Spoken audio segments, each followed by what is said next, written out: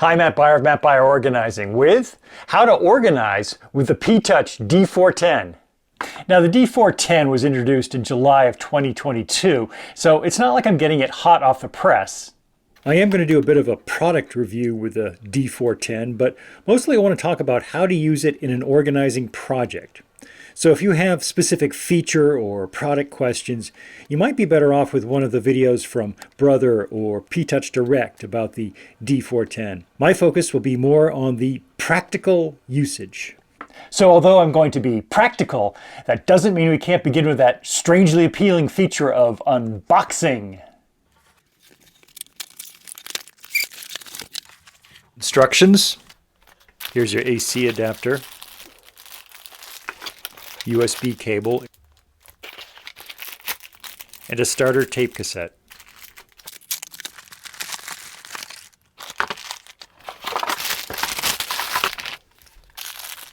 There's the D410 itself.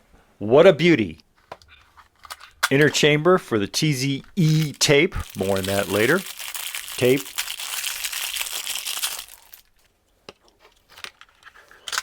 Love things that click into place.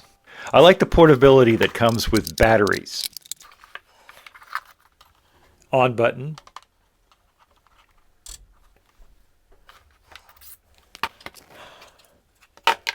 Here's your AC adapter. USB cable if you want to connect with your computer. Starter button here. Choose capital letters. Enter text. Press Font button to choose font. We'll keep Helvetica. Click down to Size option. Press the right arrow to choose the size. We'll go with 36. Press down arrow to choose style. We'll go with bold. Press Feed to see how that will look. When things are okay, click OK. Press Print to print, then press OK.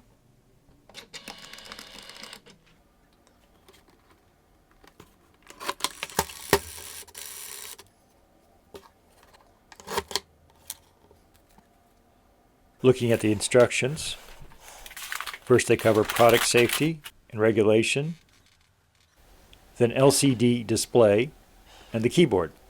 Then there's batteries, AC, tape, print, which we covered. How to print from your computer and application download. On the other side, they go more in depth into basic operations and cover symbol and frame options.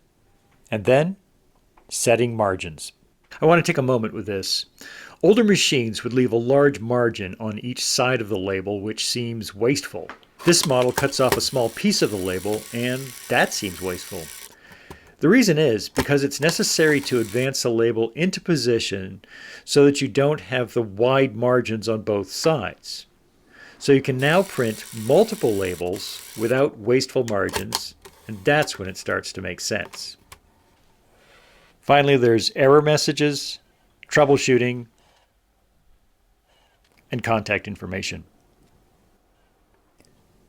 When you clear your label, you have to choose text and format or text only. In most cases, you just choose text only. Click OK. The maximum label width is 3/4 of an inch, or 0.7 inches to be exact, or 18 millimeters, which is perfect for most projects throughout your home. The P-Touch Cube, which I covered in another video, can print on an inch-wide label, which I find to be particularly useful in the kitchen and pantry. Another feature that makes the Cube good for the kitchen pantry is that it tends to be the area requiring the most font options. With the Cube's Bluetooth connection to your mobile device, you can access unlimited font choices. For large storage projects like the garage and basement, you can move from bin to bin more easily with the D410. Same with file to file in the home office using a 1/2 inch label. By the way, if you're finding your old P-Touch tapes aren't fitting into your new machine, that's because you still have TZ tape, not the current TZE tape. The old TZ tape has this hole filled. The TZE tape has this hole to fit over this post here. One thing I don't think you'll hear from Brother is how much to label. A client shared a recent Wall Street Journal article that says, don't overlabel. I agree. Don't get too specific with things that may change over time. So, yes to this and no to this. Also, I think there's something to be said for using the label in conjunction with a clear container. Let the clarity do the talking, and let the label close the deal. You may ask, isn't the clarity alone enough? Well, not when the bin has been emptied. Now, what do I need to get more of to refill this bin? So one thing no label maker seems to ensure is a perfectly level application of the label. However, the label does have a built-in feature that helps, the split back. All labels used to have a one-piece back, which was difficult to peel off. What I recommend with the split back is to remove the top piece and grip onto the lower piece when applying, so your fingers don't stick to the label while you're trying to finesse it. Find a central feature of the bin to center it, then shift the ends of the label up and down until it balances out on both ends. Now pull the lower covered part back. Peel off the cover, press down in the middle, and push outward. You should be centered and level. If you've seen any of my other videos, then you know I tend to favor the practical side of organizing, not the superficial. I believe good labeling is practical because it helps make bin contents more findable and empty bin contents more replaceable. Also, frequency merits facility. The more often you use something, the easier it should be. Twice a day I feed my little dog, and this couldn't be easier. I get hot beverages multiple times a day, so I love seeing this. I can find my files in seconds because they are clearly labeled. So good labeling is practical.